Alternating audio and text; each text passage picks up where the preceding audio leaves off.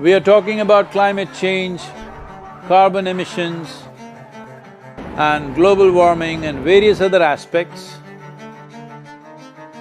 but we are not addressing soil.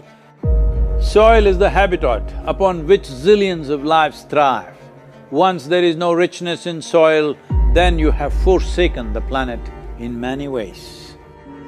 Every responsible scientist in the world and the UN agencies are clearly saying we have only 80 to 100 harvests left. That means approximately 45 to 50 years of agricultural soil left on the planet.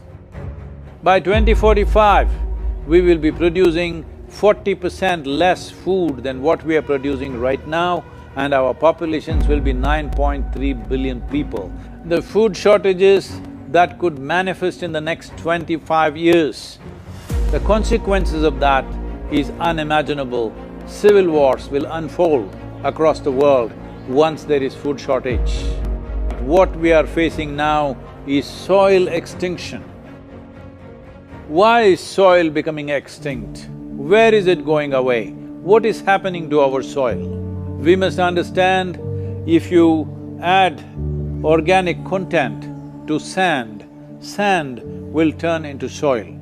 If you remove all organic content from the soil, soil will become sand. In normal agricultural soil, the minimum organic content should be between 3 to 6%. The most minimum is 3%. At least this minimum to keep the soil alive, to keep the soil as living soil is a must.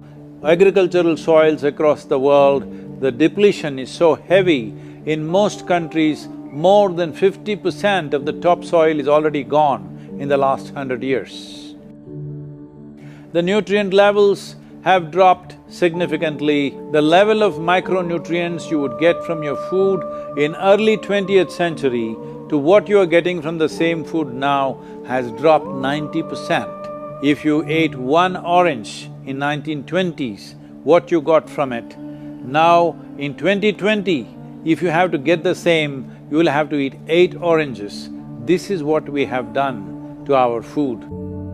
Soil is the biggest ecosystem on the planet, and so few people know anything about it. 1 teaspoon of healthy soil probably contains more microbes than there are people on Earth. The microbial life in the first 12 to 15 inches of topsoil is the basis of our existence. It is this magic beneath our feet which has produced the life that we are.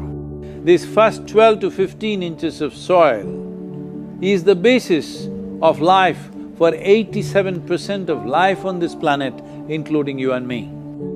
We have to begin to recognize that what we call our soil, Mother Earth, is a living organism. Open soils, ripped open by ploughing, open to sunlight, is the basis of destruction of microbial life. So the focus should be on agriculture, the focus should be on seeing that land is under shade as much as possible, some kind of shade, grasses, herbs, bushes, trees.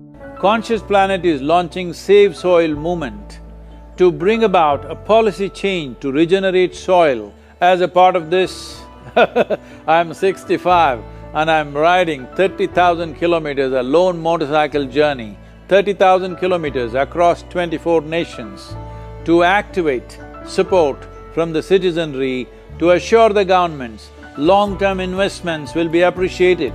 So it's extremely important that soil regeneration is enshrined in the policy of every government on the planet. We must change the narrative on the planet that soil is a wealth, a legacy we have received from previous generations, and we have to pass it on as living soil for future generations. We are in a cusp of time. If you do the right things now, in the next 15 to 25 years, we can significantly turn this situation around and regenerate the soil. But if we allow this to progress like this for another 30 to 40 years, after 40 years if we attempt this, then it could take 150 to 200 years because that much loss of biodiversity would have happened. From 21st of March for 100 days, the whole world, every human being on the planet should talk soil. We must hear the word soil, save soil everywhere to see that the narrative on the planet changes towards the most vital aspect of our life, the soil. Each one of you should reach as many people as you can to make this happen. Many global leaders and influencers are already participating in the movement. Be a part of this and let us make it happen. From my part, as much as I can contribute. We're going to save the soil. Do your part. And saving the soils. Our future, our children's future, and our planet's future depend on it. Save the soil. We know what we must do, so let's make it happen. Let's make it happen. Let's make it happen. Let's make it happen. Let's make it happen. Let's make it happen.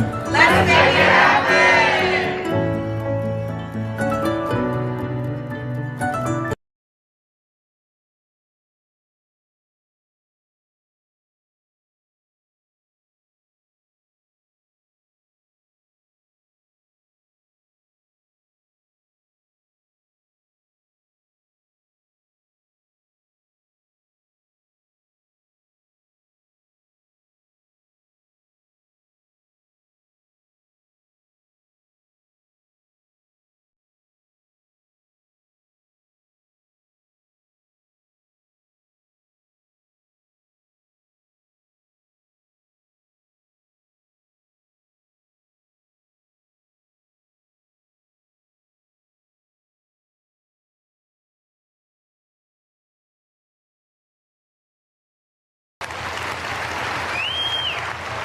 I think if we all contribute, then we have a really strong voice.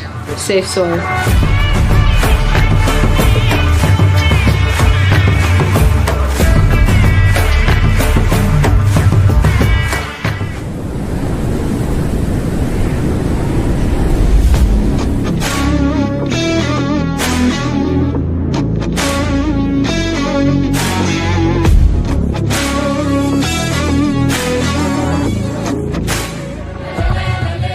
Event is about to start.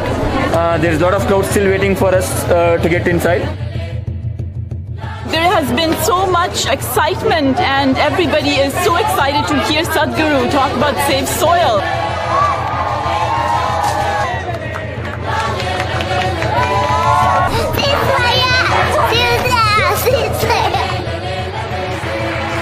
Tonight was absolutely overwhelming, and I was so honored to have the opportunity. First of all, just to meet Sadguru was a huge honor.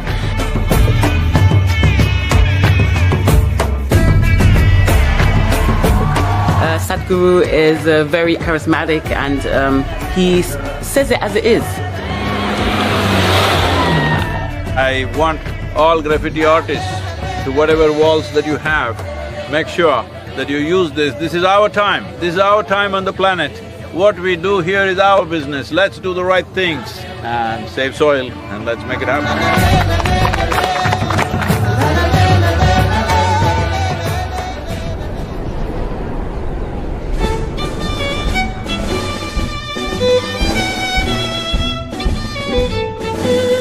One of the most beautiful cities of Europe. It is time that we in 21st century show that we are a mature citizens of this planet, that we want long-term well-being for ourselves and future generations. This is the opportunity. Save Soil is that moment.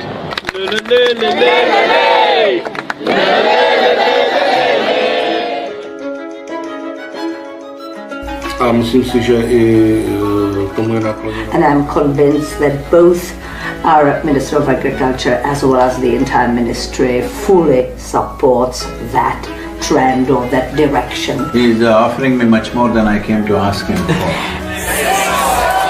It's our common issue together. It's not for one nation, for one person, but we as people have to unite and to solve this.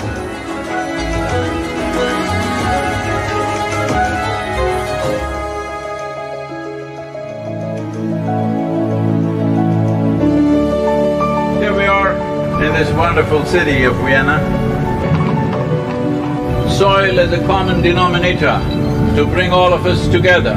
Make sure the world gets it now. La la le le le is your mantra for now, for these 93 days. And above all, don't pick a fight with anybody, it doesn't matter what they're doing, because we need every one of them. Namaskar.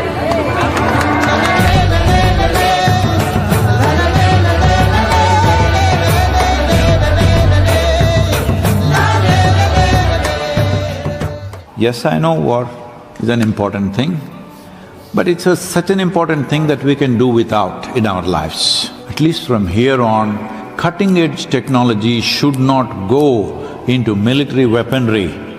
This you must pitch for.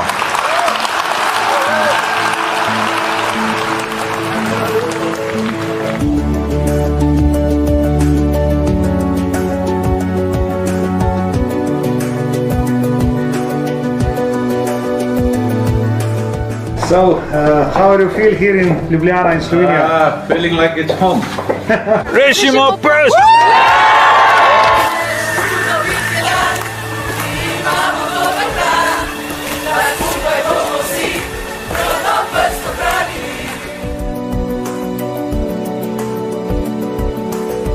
All of us have been part of this destruction.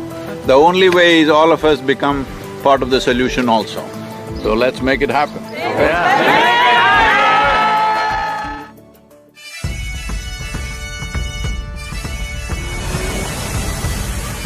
Riding on to Italy. Italy is raining heavily tonight. Here in Venice, what a city! I am a huge admirer of Rome because whoever did it, their sense of geometry is so fantastic. The former president of European Parliament, he is 100% with us, and FAO is our partners now. And we are very happy that we are aligned in our message to high the profile of soils, and we believe that is very much needed. This great city, which is known as the Eternal City, we must understand over 2000 years ago, this Eternal City made the mistake of over-farming the region, and the erosions that caused did tremendous damage, and that was also the fall of the city at that time. So, the Romans of today should never make that mistake once again.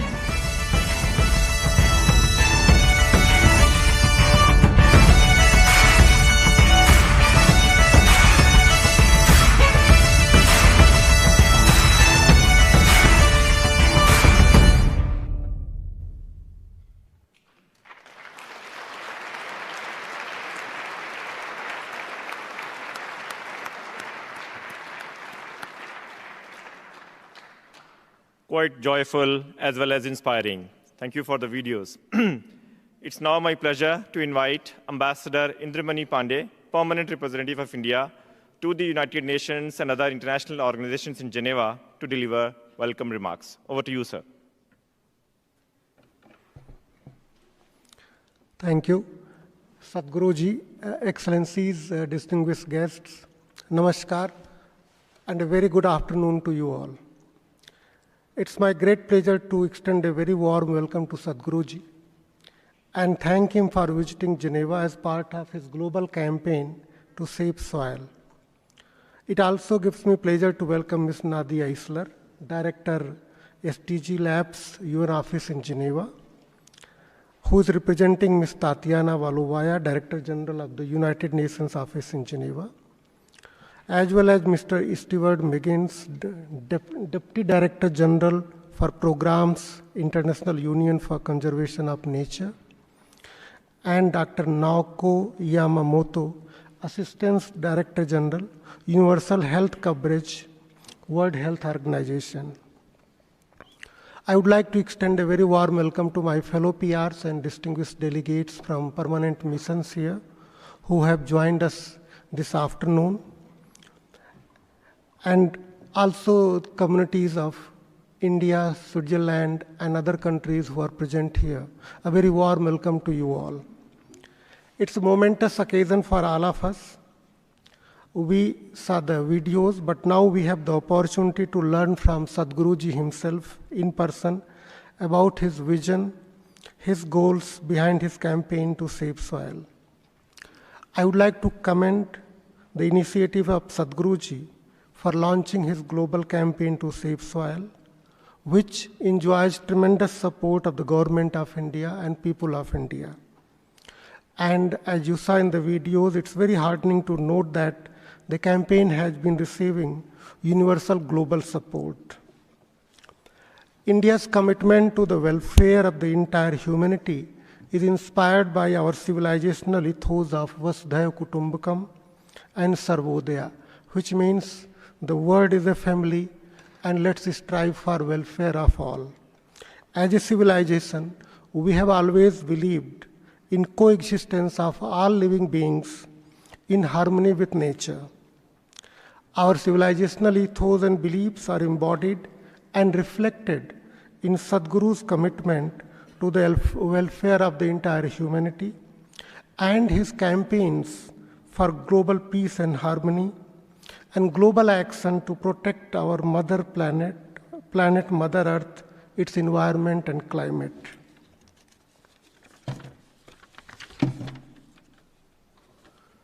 Sadhguru can be translated in English as the true Guru, the one who shows you the true path.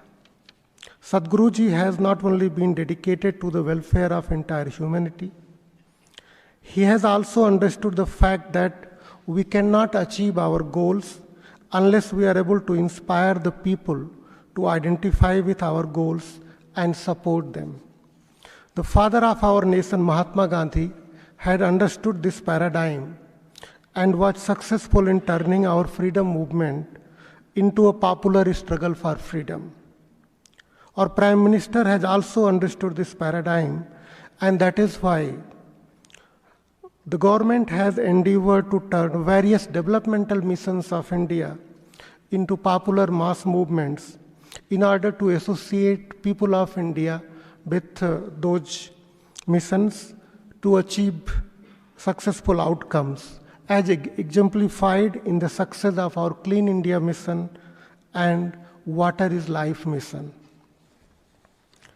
There has been emphasis on global action to prevent climate change, we all know that, and the need to provide people a clean, healthy, and sustainable environment. The issue of water has also been given the due global attention, as we saw in the recent water summit convened. However, as pointed out by Sadhguruji himself, there has been no comparable global focus on the health of soil, which anchors our life on planet Earth. We all know that over decades and centuries, our negligence of soil has led to huge loss of soil surface through degradation, pollution, and erosion. The ability of Mother Earth to support life of all living beings, including plants, is directly dependent on the health of soil, which provides sustenance to all living beings. The importance of the campaign of Sadhguruji to save soil can be best understood in the context of the dire need to preserve and rejuvenate soil for sustaining our life on planet Earth. I am quite confident that the campaign launched by Sadhguruji will succeed in drawing the attention of the governments and the people worldwide to the need to save soil and encourage them to take requisite steps to accomplish this goal.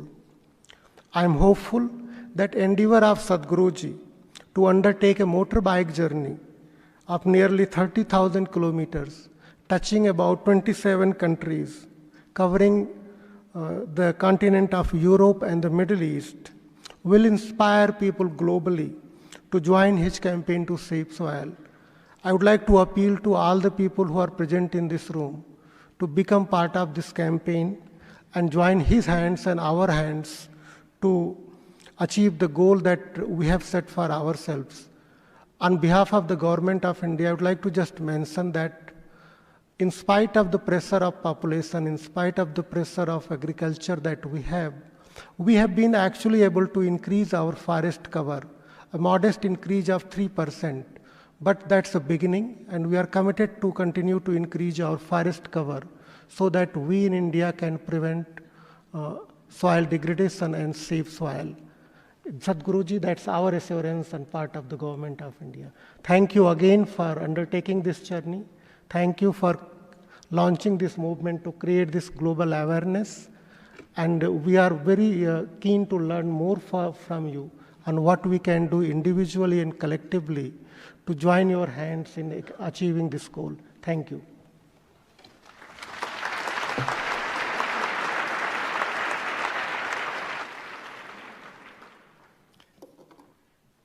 Thank you, sir, for your welcome remarks. We are very fortunate that Sadhguru has kindly agreed to be with us today for this discourse. He needs no introduction, just a few words about him. Sadhguru Jagdish Vasudev is an internationally renowned Indian yogi, mystic, and visionary who has touched lives of over 1 billion people through his transformational yoga programs and social outreach environmental projects. Named one of India's most influential people, he has been an influential voice at major global forums addressing issues as diverse as socio-economic development, leadership, and spirituality. Sadhguru established Isha Foundation, a non-profit organization which has over 300 centers and more than 11 million volunteers worldwide. Sadhguru has been recipient of Padma Vibhushan Award by Government of India, the second highest civilian award accorded for exceptional and distinguished service. He has also launched a global movement, as we all know, Conscious Planet, to save soil, to address soil crisis. It is also hugely inspiring to see Sadhguru on world's biggest ecological movement on motorbike journey, spanning nearly 30,000 kilometers from UK through Europe and Middle East to India, to the cause of humanity and ecology to save soil. Ladies and gentlemen, it's a privilege to have Sadhguru with us today for this discourse.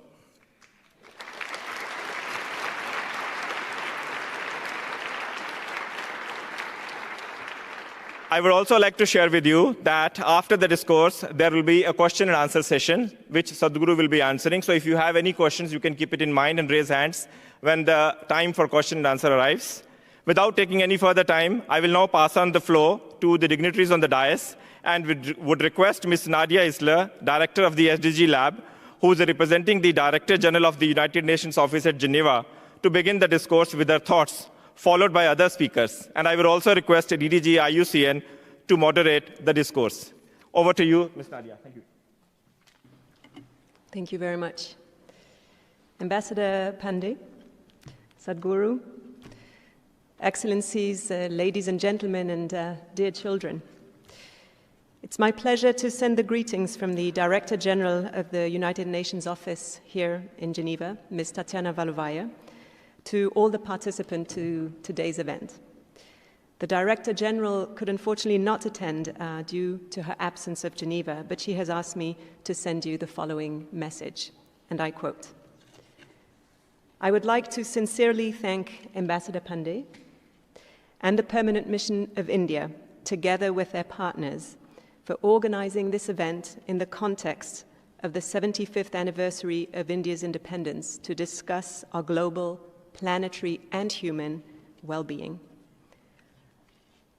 Last December, the UN Secretary General, Mr. Antonio Guterres, delivered a landmark address on the state of the planet, setting the stage for dramatically scaled-up ambition on climate action over the coming period.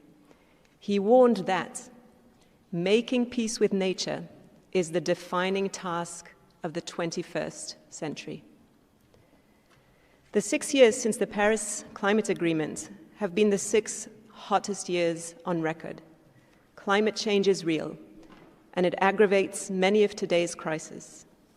Floods and droughts, storms and wildfires, extreme temperatures, and other climate shocks forced 30 million people to flee their homes in 2020.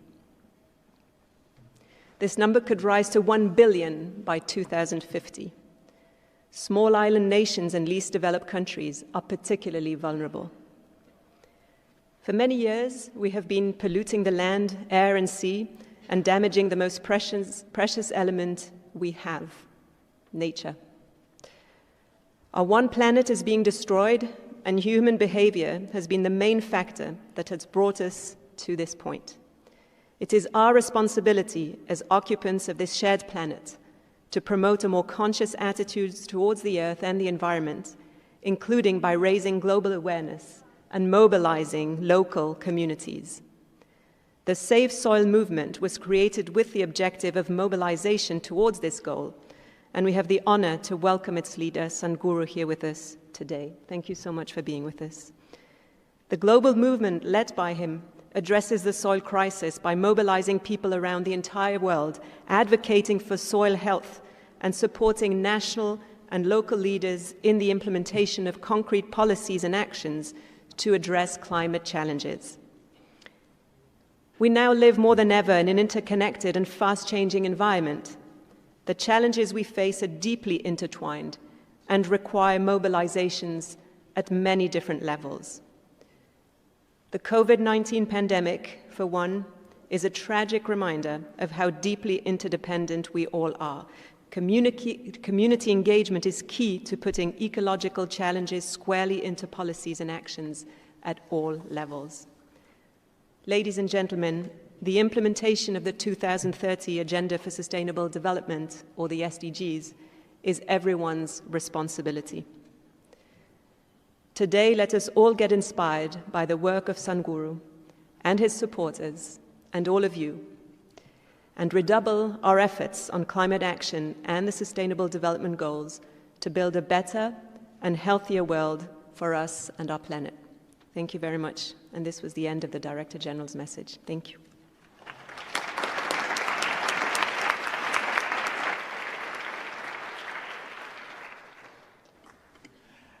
Thank you very much, Nadia. And now I'd invite Naoko Yamamoto, the Assistant Director General of the World Health Organization, to make a couple of opening comments. Thank you.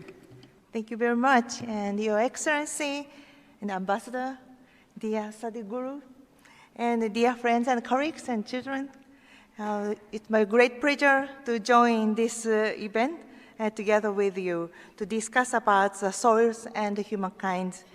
And I'm also looking forward to listen to Sadhguru's vision of a conscious planet.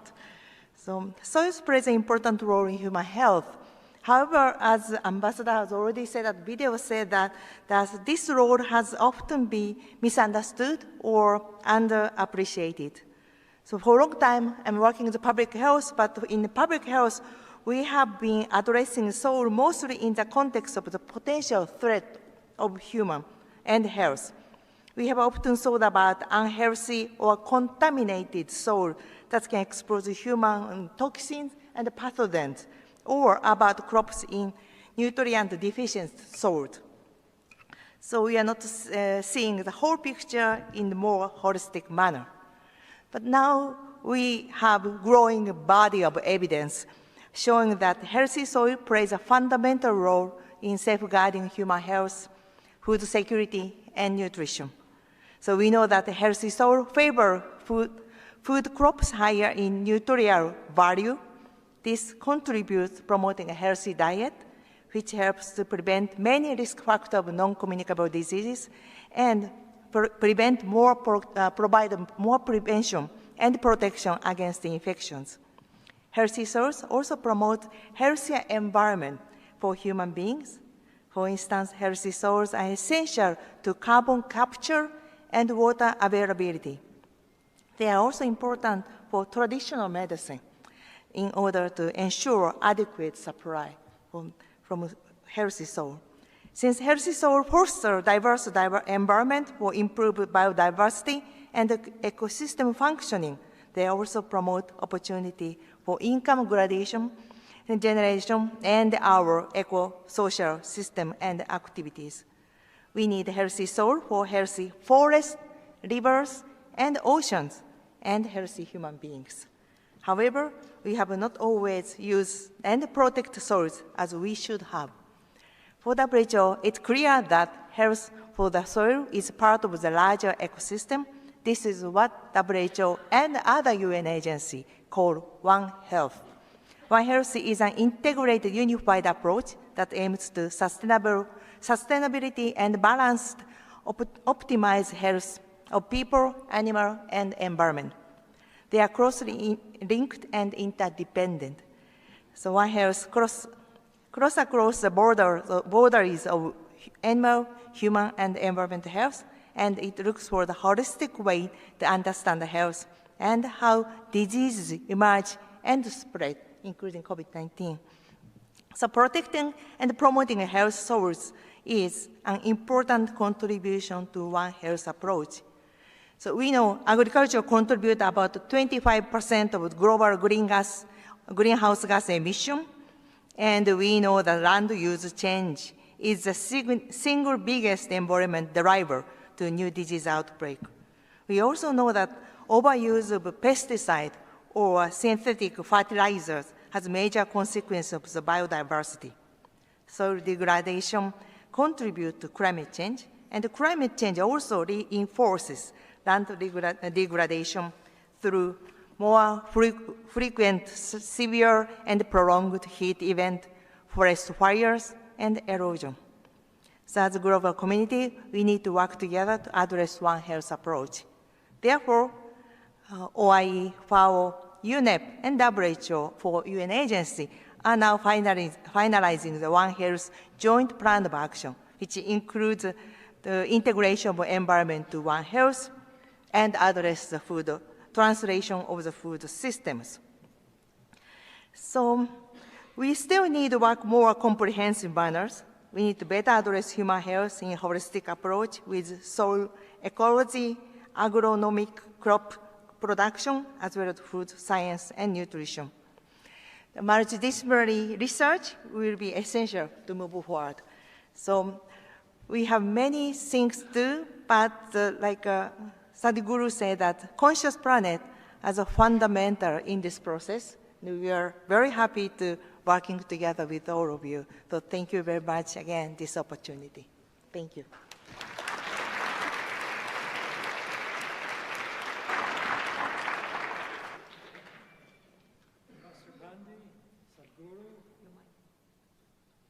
Oh, sorry, thank you. Ambassador Pandey, Sadguru, Excellencies, ladies and gentlemen, future leaders. It's a real pleasure to be here. And it's actually, I'm going to speak both from an IUCN perspective, but also from a personal perspective, because I come from a small farming family, and I spent most of my life in conservation. And to be honest, there's always been a little bit of a tension there. There has been conservationists did not understand farmers and agriculturalists, and agriculturalists certainly didn't understand farmers, conservationists. And there has been this tension, and it's a shame that there's been that tension. But I think, thanks to the work of Sadguru and Savesoil, that is changing. And we're actually now starting to see that we do share a common cause, a realization that nature underpins life here on Earth. Whether that's regulating the planetary systems, we just heard yesterday the dire warnings coming from the IPCC on mitigation, and that there's no time left now to take action, or whether it's actually sustaining and enhancing the livelihood of small farmers and small farming communities. Nature underpins all of that. And this is critical. This is critical when we look at agriculture. And so when IUCN started to say we're going to work with agriculture, we said we want to get past the old confrontations, and we want to focus on the common cause and the common ground. And where is that? It's soil. It's soil and soil biodiversity. That's where we start. And I would really just emphasize again, and it's been mentioned in some of these videos, but it is amazing. There are 6 billion species of soil fungi.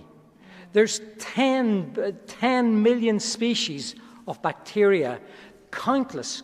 We don't know how many types of protozoa there are.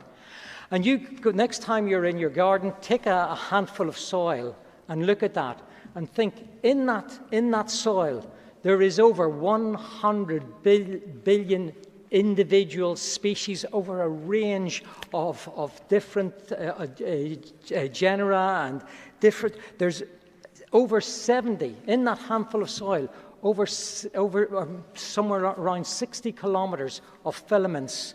That is what sustains life. That's what actually gives agricultural productivity. That's what actually unites us, actually, whether we're in conservation or agriculture. And but unfortunately, for a period of time, we lost sight of that. We heard this on the video already. Soil is an ecosystem, but we lost sight of the fact that soil was an ecosystem when we thought just soil was a substrate simply to get water and nutrients up to crops. But again, thanks to Sadguru, thanks to these movements like Savesoil, that is being reframed.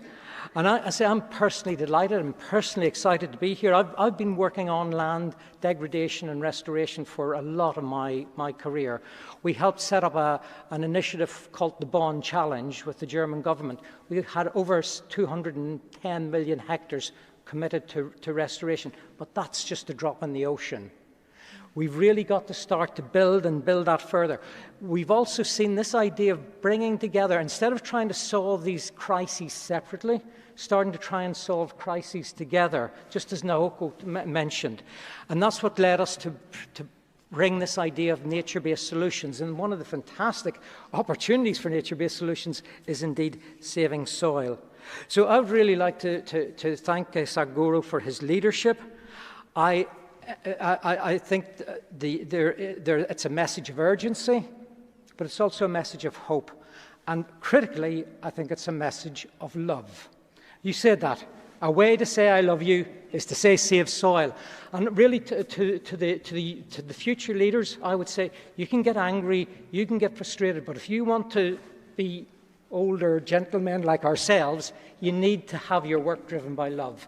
So save soil, let's get going. I think this is really exciting. Thank you very much. Thank you. And now,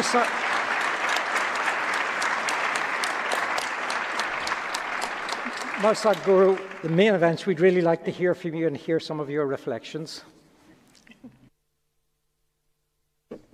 Namaskaram and good afternoon to all of you.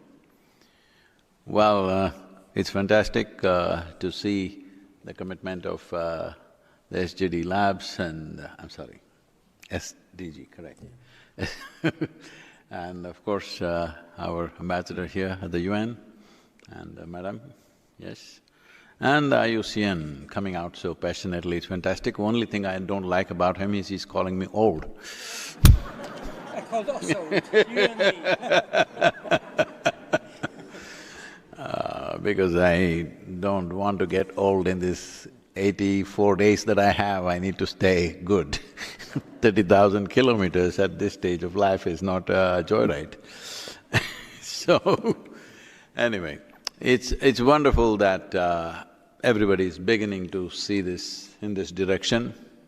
I've been talking about this for the last 30 years. Everybody says it's fantastic, and it dies right there. So I don't want you people to again say, Sadguru, fantastic, I'll go home and sleep on it. That's not what is needed. We need to understand, as a generation of people, we are that generation of people who are in a cusp of time right now, that if we do the right things now, we could be that generation which turn back from the brink of a disaster. Or we could be that generation which slept through and fell over and grieve over the disaster. Why I'm saying this is, well, we're in Europe and World War I happened. We grieved over that, oh, we shouldn't have done this, never again another war will happen. Before we could forget it, when the same generation was still alive, number 2 happened. Then we thought, this is it, after this we're never going to fight again. And we made League of Nations and United Nations. We said, we'll never fight again. How many wars since then? Then the year 2000 came, the young people stood up and said, we are millennials. I don't know whatever it means, I'm in both the millenniums. It's a fortune, half in this millennium, half in the next. Whatever it means, they said we are a knowledge-based generation, we are technology-based generation. There will be no such wars, that is the fools of 20th century. 21st century, how many wars? How many nations destroyed? Once again, you have things in the neighborhood going. So I'm saying there are a whole lot of people who will allow disasters to happen, who walk into disasters and then grieve over it. With this soil issue, I would like to be that generation who turned back from the brink of disaster doing the right things. What is the right thing to do? Well, there are any number of scientists who put their life into soil sciences, but they were never heard for whatever reasons. They've spoken here and there, but really, in the policy making of the world, their words have not been taken, unfortunately. I've been interacting with various agriculture ministries of various nations. Almost every nation on the planet, even today, largely addresses soil as an inert substance that you can fix by adding this chemical or that chemical and fix it. Well, let me bring this to you already. He very eloquently said that. Soil is the largest living system not on the planet. In the known universe, there isn't anything like that. The first 15 to 18 inches of soil, what magic it is unbelievable. Even if you sow death into it, life will sprout out of it. There isn't another substance or there isn't another place like that anywhere in the universe that we know. But we've been treating it like it's some kind of a material that we can use and discard. Well, there is no room to discard because the only place you can put back anything is back into the soil, really. Wherever you put it, that's where it goes. We are born out of it, we live off it, when we die we go back to it. Now we've been busy pointing out differences between you and me. Oh, you're of a different gender, different race, different religion, different country, different… How many differences have we found? But soil is one unifying factor. This is not only for ecological purposes. As human beings, to find a common ground, to find a common denominator among ourselves is most important, because otherwise we will not solve solutions, we'll not find solutions. Even with best intentions, we will only multiply problems, which we have been doing. We have been expressing our good intention all over the place, but we are only multiplying the problems because we are always looking at the divisions between you and me, how we are different. All of us come from the soil, we go back to the soil. Will we get this when we are alive, or will we get this only when we are buried? This is the only question. If we get this now, we could do something wonderful. If you don't get it now, you still make good manure. I'm saying, somehow you will be eco-friendly at some point. So, what is it that we are asking for? There are many complex… I'm sorry, could we… I don't… Can we raise the volume a little bit so that I can stay away? I'm sorry. Hello? Yep. There are many complex solutions that any number of people are offering, technologies, applications. I respect all that. But for all this to work, we must have reasonably alive soil. If soil is not alive, your technology, your applications, all the great ideas, none of them are going to work because this is the life-making material. Can I tell you a story? Is it okay? A story is allowed in a… This happened in 2060, this happened. A group of scientists sought an appointment with God. They got it and they went there. And they went there and told him, "Hey, old man, you've done pretty well with creation. But today everything that you can do, we can also do. It's time you retire." God said, "Oh, is that so? What is it that you can do?" Then they said, "Look at this," and they just dug up some soil, made a vague image of a human child and did all kinds of things, and in a few minutes the child came alive.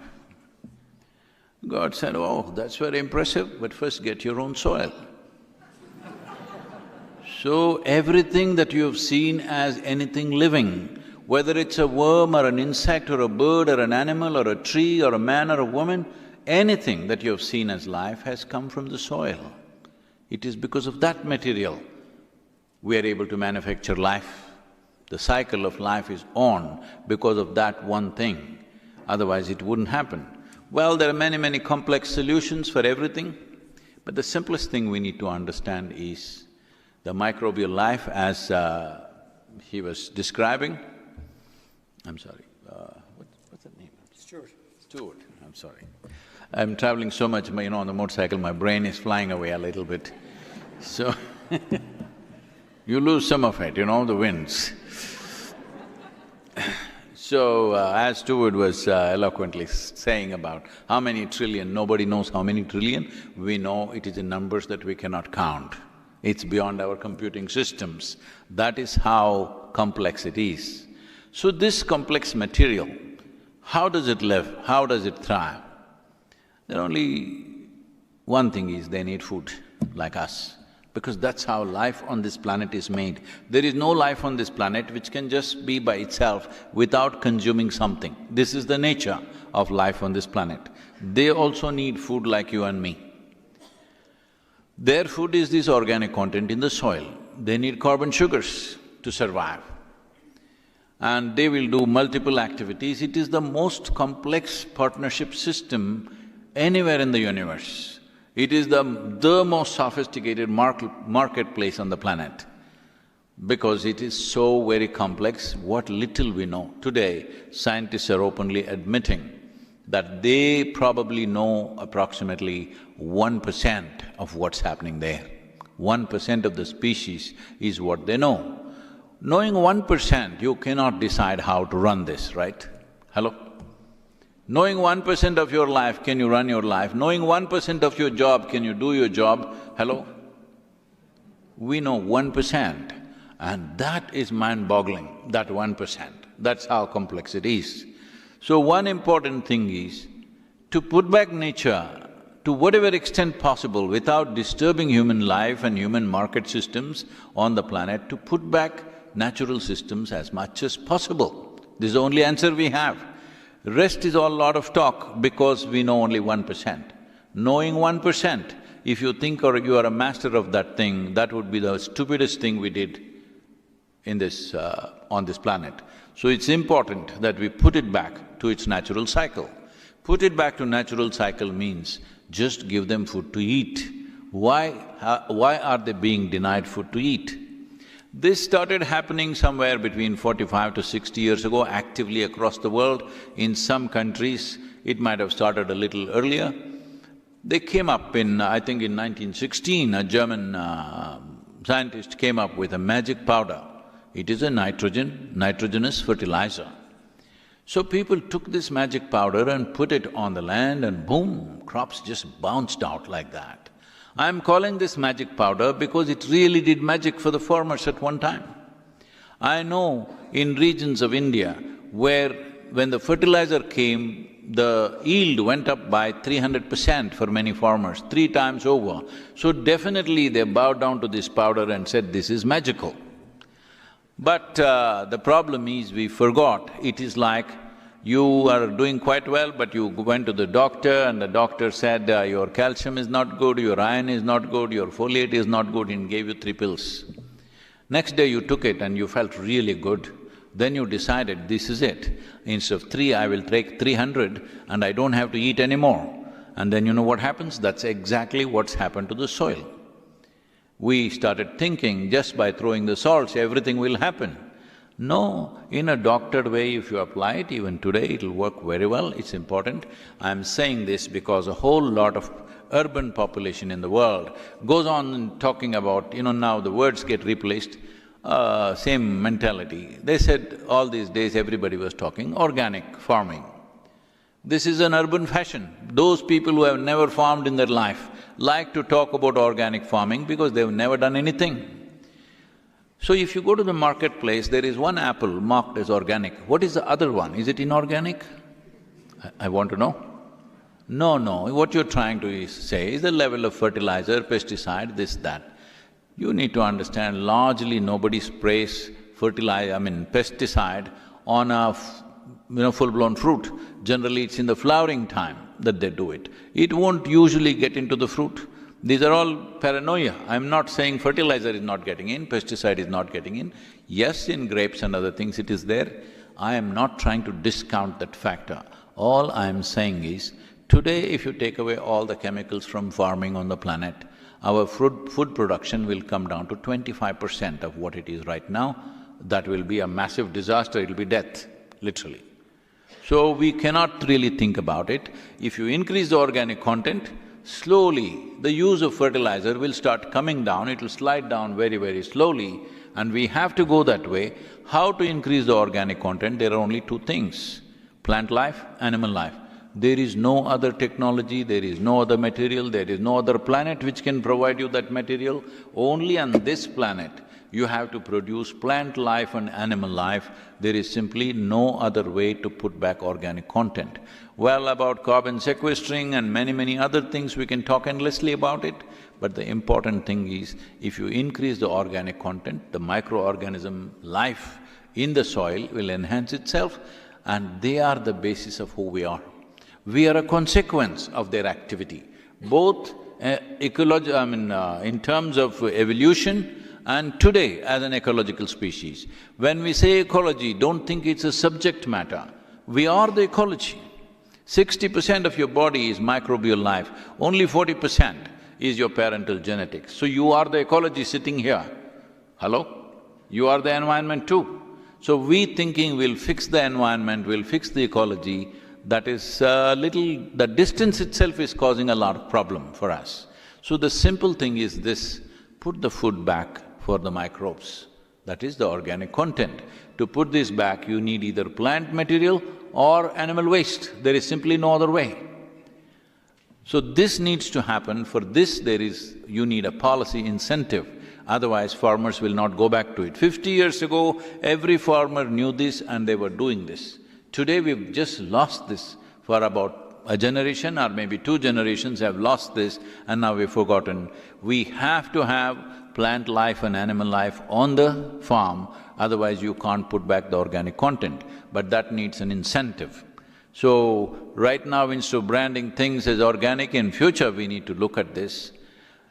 Right now in, let's say in Northern Europe, an average organic content in the soil is 1.48. In Southern Europe, it's about 1.2. In United States, it's around 1.4 to 1.5.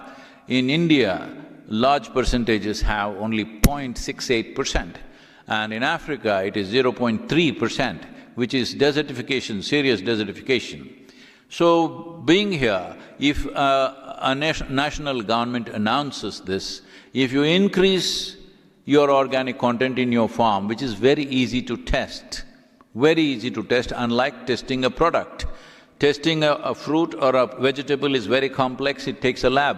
This can be just done on the farm by the farmer, that you can test the organic content of the soil. Let's say if you get it to 3%, what is the incentive you will get? Governments have to fix this. Once the government fixes this, and let us say you go to the marketplace, now somebody has marked this apple as this comes from a land which has 3% organic content, there is enough science to tell you, if it has 3% organic content, what are the micronutrients which will be present in the apple that you eat or the fruit or vegetable that you eat, and what are the health benefits that you have. For all this, there's enough science. We just have to collate these things and put it together. Then market will give its own incentive for that farmer as it goes. Now you go there and somebody says, this is 3%, this is 6%. You want to buy the 6%, obviously it'll cost more, but instead of eating 8 oranges, you can eat 1. That's the difference it will make. So, this is something that needs to happen now, not tomorrow, because if you start the policy making now, for it to fulfill in terms of action across the world, it will take anywhere between 8 to 12 or maybe 12 to 20 years' time before it happens across the globe.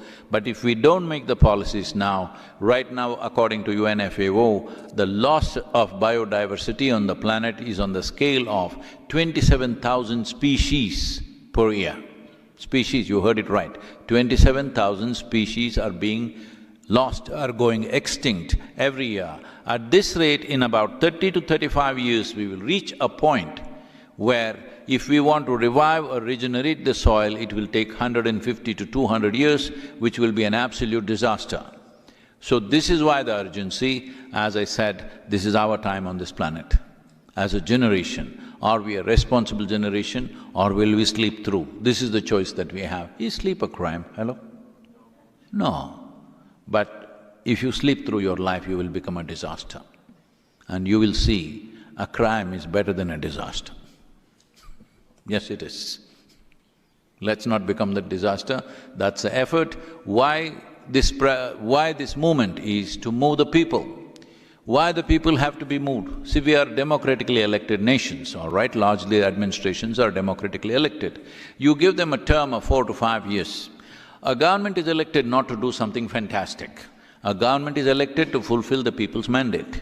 What is the people's mandate? Tell me one nation on the planet where 60% of the people have stood up and said, we are ready for long-term policy making. We are ready for doing something that is for the well-being of our children also and their children also. We are willing to invest and work towards that. Which nation, anywhere citizens have stood up and said? People have not spoken. So what will the government do? Government will only try to fulfill the mandate of the people in a matter of 4 to 5 years that they have. So this is very important. Unless people speak, there are 5.26 billion people who have franchise in the world.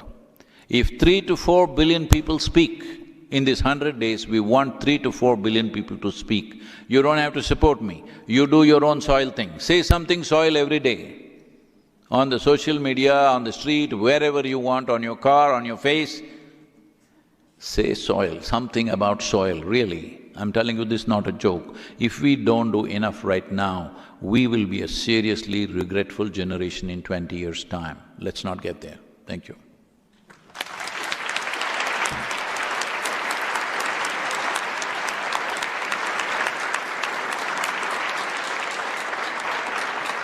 Thank you very much, Sadguru. That was, I'm sure, like me, you found that really inspiring. Let's see if we can take a couple of questions. Let's see if we start with the future leaders, because you're going to be dealing with this issue longer than, certainly longer than me. I'm not going to speak for Sadguru, but certainly longer than me. You're going to be dealing with this issue. So has anybody got a question? Yeah. Yeah.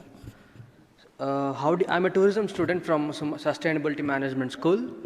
How do you think the tourism industry can play its role in saving soil? It's me. Yeah. We need to put legs on tourism. Oh, I'm sorry, the microphone is down there, please sit down, it's okay. Yeah, thank you. Sorry. Okay, I'm Lalit. I'm from Sustainability Management School with a tourism background. Like, how do you think the tourism industry can play its role in saving soil? See, yesterday as a part of Switzerland's tourism department, they organized because they have been our partners now in this effort, they took us to a place which is a heritage site kind of thing, but actually these are terraced agriculture, where it is also a UNESCO heritage region and to be kept that way. And this is a massive tourism attraction. We went there to talk about soil with the farmer who's having a vineyard which started in 1393, if I'm getting the date right, I think, yes, 1392 or 1393, that's over 700 years. So a 700-year-old farm or 730-year-old farm, whatever it is, today we are visiting it for its soil condition, but it is also a big tourism draw. It's very important that preservation is not just what human beings have built. What is naturally there also needs to be preserved. That also can become a tourist attraction. Well, there are many natural wonders in the world, we're going to it, but we're always looking at something that is standing up, because this is human idea of doing something, something must stand up, something that lies there. We need to change our perspective about this. Something that lies there is the basis of all that stands up, including you. I'm sorry I asked you to stand up. So, we can create tourism out of this. Right now, India is making efforts to bring back what is called as, village tourism, to bring back cultural tourism and agriculture as a part of it, where tourists are coming from different parts of the world to come and work in the fields of India. Not on a large scale, it's happening very small scale right now, but it could be enlarged, that especially for the youth who think food comes from the Volt app. What is your food app in Switzerland? I'm saying Volt because in Germany it was Volt. What is your food app? In India we have Swiggy, Piggy, so many things. What is yours? Huh? Uber Eats. So people think, young people are beginning to think food comes from Uber, all right? That's a very Uber idea. So, for them to go and see how actually food grows and be a part of it, even if they spend 3 days there and get their hands muddy, I refuse to use the word dirty, because in some nations we are calling soil as dirt. If that is dirt, all of us are dirt bags. That's what it amounts to, hello? So, it's very, very important, and I must tell you this, we have… now we have changed the name. Earlier this used to be called as a yogic hospital. Now we call it a rejuvenation center because we had problems with the word hospital. Here, there are always people who are being treated for something or the other. We don't treat them with a comfortable bed and a nurse treating them and helping them. No, we put them to work in the garden and they get well. Believe me, if you get your hands and feet into the soil, your body reorganizes itself in such a miraculous way, because 60% of your body is microbial life. It needs that connect badly. So, we can make health tourism and agricultural tourism, above all, people to have that experience of growing something. If you're willing to take a 70-day vacation, you can grow your own crop along with the local farmer. Well, if you do it yourself, it'll be a disaster. At least he can make you feel you did it. That's a good tourism idea. Thank you, Sadhguru. And actually, I'll just second that idea. I think it's grow something. Even if you live in a little, grow something. I think actually to just make that connection and see it grow. When I get back from this today, I'll get out into my vegetable garden. I'll grow my own vegetables. It's super inspiring. So I'd encourage all of you to do so. Another question? Okay. Let us see, for sake of gender balance, let's see if we've got…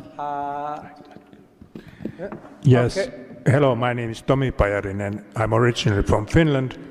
The microphone stand is a little bit short, so I'm sitting here, but I'm still a live person here. So, thank you, Sadhguru, for your very powerful videos, and all the other panelists for their comments. So when I go to the supermarket and buy tomatoes, or tomatoes as they may be pronounced, they may indicate on the packaging that the tomato may be from Spain or Italy, but there's never any mention about the quality of the soil. Has there been any discussions to address this food labeling question in this regard, please? Not at all, because soil has not been in focus at all. I think on the video you saw Lord Bilimoria speaking.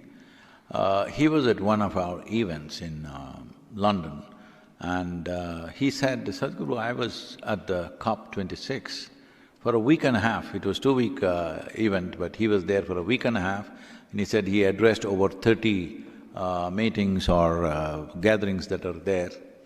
But he said, I never heard the word soil the 10 days that I was there. I also spoke to a few other environment ministers from different nations, and they also said similar things. We never heard the word soil. So the soil word is a dirty word that people have been avoiding. So this is one reason to change the narrative on the planet. This movement's fundamental focus is that, to change the narrative, because without changing the narrative in a democratic society, nothing moves.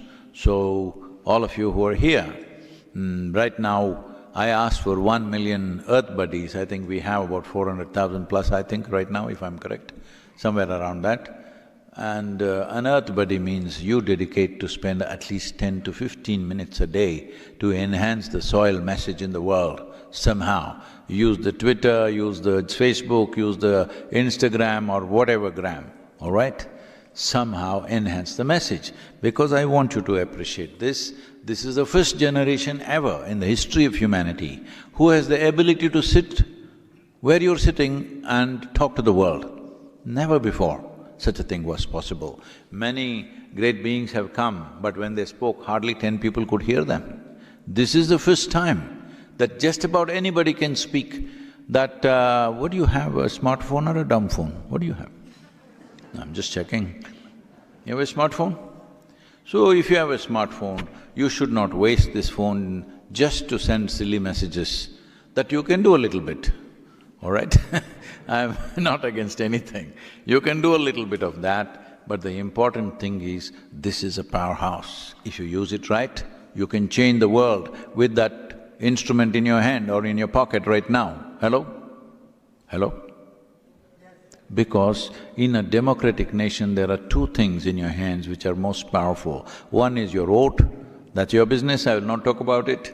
Another is your voice. I'm saying, where is your voice? What have you spoken about that is of great concern to you and to the world? What have you spoken? Please look at this. It's time to speak. If you don't speak now, it'll be wasted. About soil as a important aspect of whether it's a tomato or an apple or whatever it is, it has to come in the world. In what kind of soil has it been grown, rather than telling me this is organic or inorganic?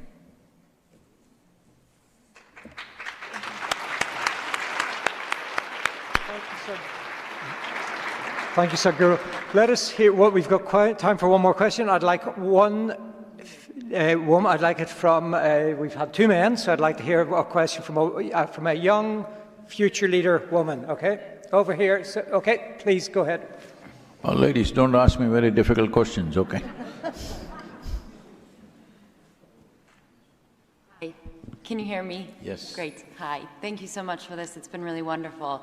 My question is on… I would love to get your thoughts on the feasibility and the potential of a potential carbon-based financing mechanism or type of currency in order to be a policy in order to really inspire carbon sequestration, not only in our soils, but in our forests, and to really bring the power back to the folks on the ground. Do you see that happening in the future? If you are asking for a prediction, will it happen or not? I am somebody who does not like predictions, because predictions are made based on cold facts of the day, not taking into consideration what is beating in your heart right now. What happens tomorrow depends on what is beating in your heart today, isn't it? Not because of some cold facts out there. So, I don't have a prediction to make, but I have a plan, or you're part of it, that's all I'm asking. We need a plan and the will to execute that plan. That's what is needed. Do we have the necessary commitment? Are we focused enough to see that we don't walk into disasters and then cry about it? We are capable of mitigating disasters before they happen. But if you mitigate a disaster, you don't get any award for that, you won't get any recognition for that. Suppose a bomb explodes, if you go and help the people who are injured, you will get something. If you made sure the bomb did not explode, nobody will know you did it, all right? So, it's all right. It is this life, there is no recognition. How we live, what we do and what we create is what matters. Whether somebody claps their hands or not, that doesn't matter. Whether somebody appreciates it or not, it doesn't matter. The important thing is what do we stand for, what have we created, how are we as human beings. When I say human beings, we must understand that all other creatures, the percentages I'm just throwing, okay, don't take that seriously. Most creatures are made like this. 90% of their life is fixed by nature. Only 10% latitude for their individual personalities to develop. With the human being, as human beings, we come largely unformed. Only 10% is fixed by nature, 90% is in your hands. This is what human beings are suffering, this freedom. This freedom to be the kind of person or being that you wish to be, that is what they're suffering. So people are not suffering their bondage, they're suffering their freedom. Daily struggle is just this, how to be. So, how to be in this world at a time like this? This is our choice. If we know how to be, we definitely have a plan. If we have a plan, then all we need is a relentless commitment to execute that plan. Now, what I'm asking the world is extremely simple. 192 countries, for all of them we made a small document which is a handbook to make policies on top of that. We are not presumptuous enough to make our own policy for countries, that's not my business. A simple handbook based on the latitudinal position, type of soil, population pressures on the land, economic conditions, taking all this into consideration. What should be the direction of the policy in that given nation? We made 192 books like this, it's taken us over 2 years of work to do this. And some of the top scientists have participated in this.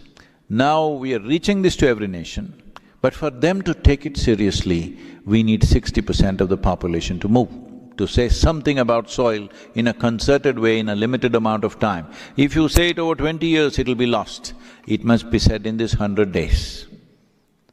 Because you're wonderful people of Switzerland, I'm giving you 16% discount, because 16 days are already gone, 84 days you have.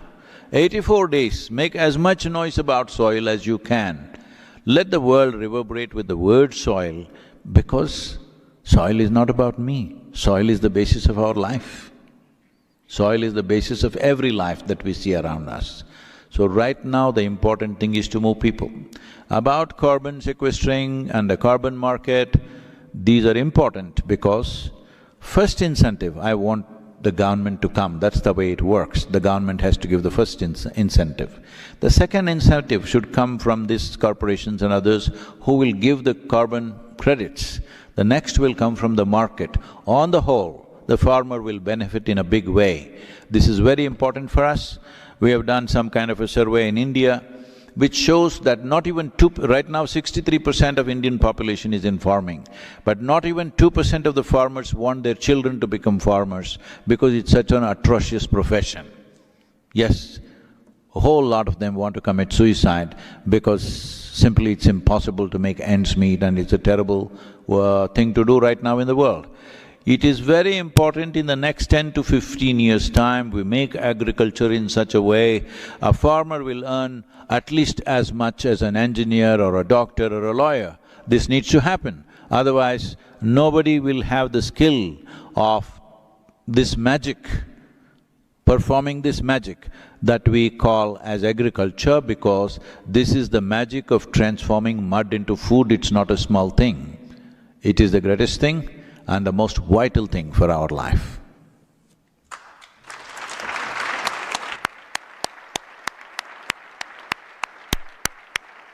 Thank you very much. I see several hands, but unfortunately we have run out of time. I think we could have done with a couple more hours at least. I would really like to thank all of you, and again, apologies for those who couldn't ask questions. But I think we've had some really fantastic insight already. Sadguru, I'm going to give you the final word if you just want to sort of give us that last, your last wrap-up thought or word of inspiration, and then I'm going to hand across to Mr. Babat, and he's going to take us through to the end of this, this fantastic session. Thank you very much, everyone. My gratitude to all of you who are here representing different aspects, and Ambassador, yourself, those vegetables, you did the wrong thing, I'm a comforter now. You're growing your own vegetables, that sounds attractive. Ma'am, thank you very much. And every one of you who is here, see, this is our time on the planet. How we do life here is our business. Will we do life in a responsible way or in a frivolous and irresponsible way? This is the choice that we have. And right now, according to UNFAO, the food that we're eating today doesn't belong to us, does not even belong to the young children that you see here. It belongs to the unborn child. We are eating up the food that belongs to the unborn child. That is how we are over-consuming right now. In my emotion, if I eat up the food of an unborn child, I feel this is a crime against humanity. We need to absolve ourselves of this. Thank you.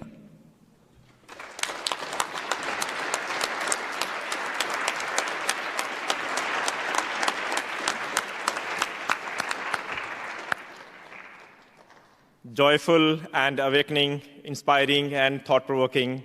This has not been an ordinary experience, this has been extraordinary, and I am sure all the participants, they are going to get this experience, get converted into action to think, feel and talk about soil. We will now have the last video to be played. It's an anthem actually, soil anthem. It's a very short video, and I will request that soil anthem to be played, please.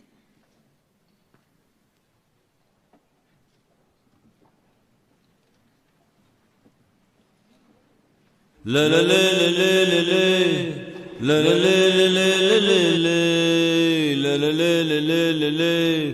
la la la la la. This very body is soil.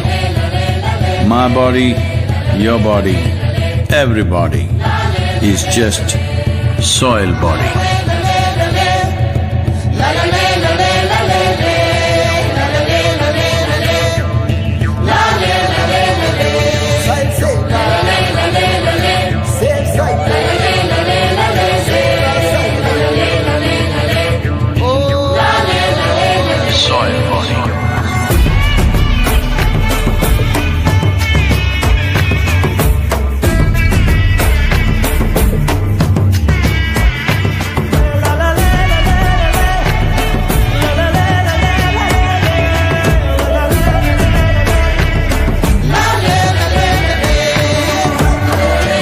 The magic of soil is it turns death into life.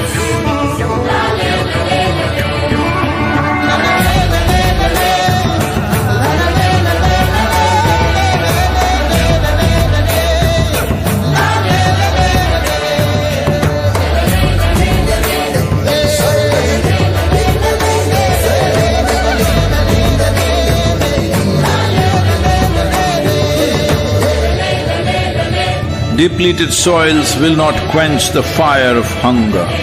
Unquenched hunger can burn the very world. This is a generational responsibility. Save soil. Let's make it happen.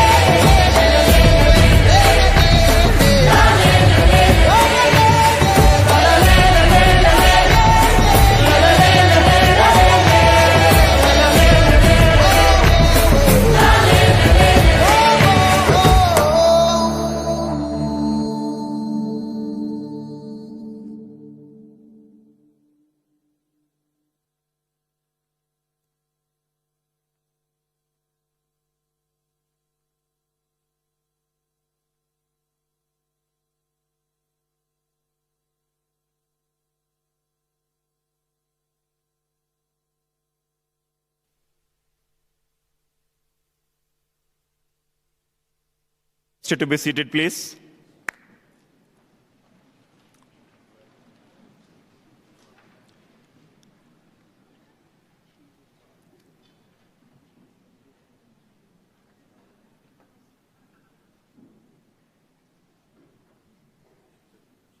Truly overwhelming, that brought goosebumps.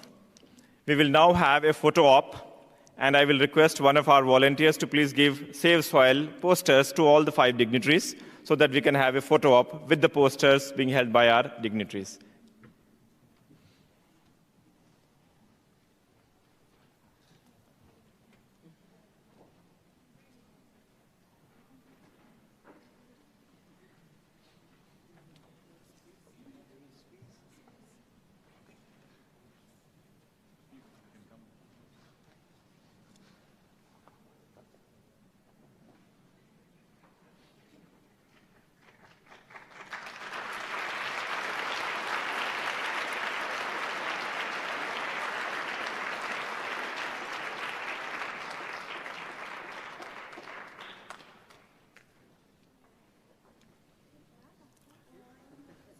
Thank you.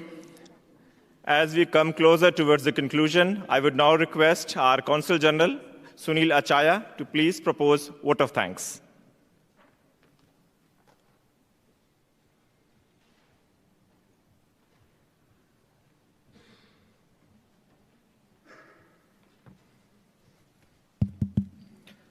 Respected Sadguru Ji, Permanent Representative of India to the UN, Ambassador Indramani Pandey, distinguished speakers, Ms. Nadia Eisler, Dr. Enako Yamatomo, and Mr. Stuart McGuinness.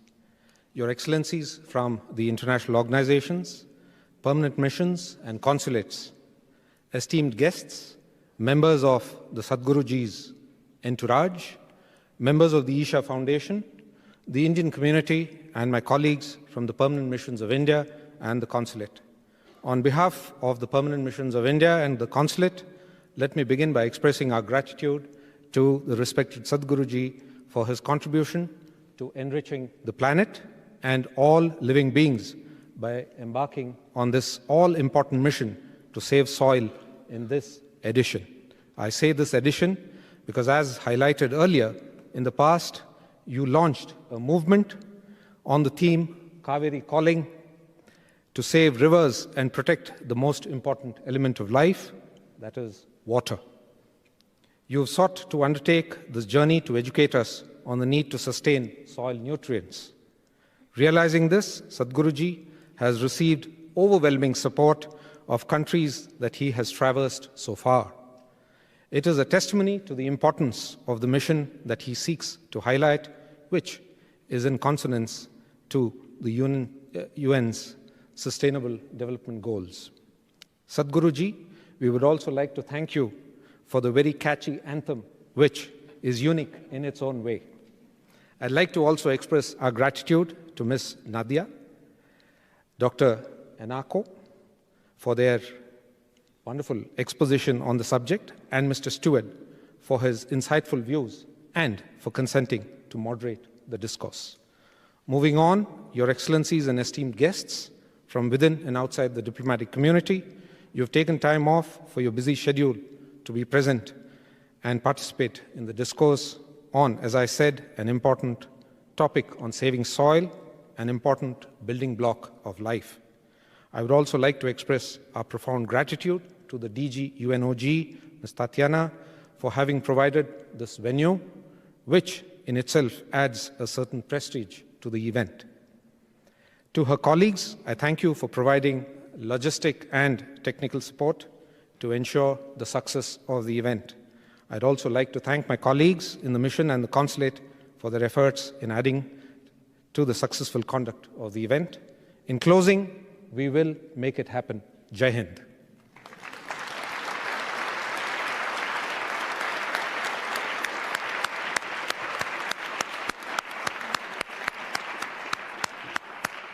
Thank you, sir, for the vote of thanks. We now come to the conclusion of this discourse today, and I, on behalf of the Permanent Missions of India to the United Nations, to WTO, and to the Conference on Disarmament, the Consulate General of India, and our partners, Isha Foundation, would like to thank you all for joining in today. And we look forward to our future events that we'll be organizing in the coming days. Thank you so much for all of you for joining this event today. Thank you, and Jai Hind.